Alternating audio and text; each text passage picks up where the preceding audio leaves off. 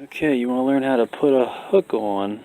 So I'm going to take this old one off and I'm going to show you how to tie a clinch knot, or just it's just a normal fishing knot.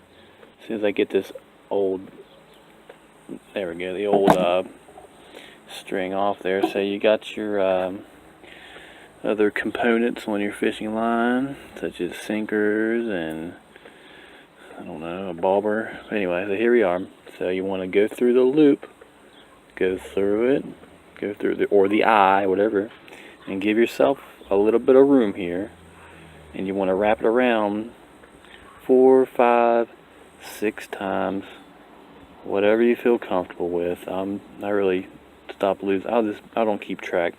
But you wrap it around, and then you take the end here, and you want to go through your original loop right in the beginning.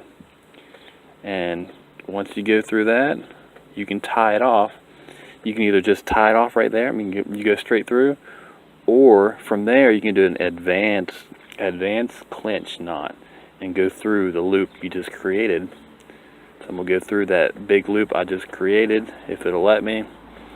Trying to maneuver here. There we go, right through the big loop, and then pull it all through, and there you go. And then you just cut off your excess, there, so you have a nice fishing knot or clinch knot or advanced clinch knot.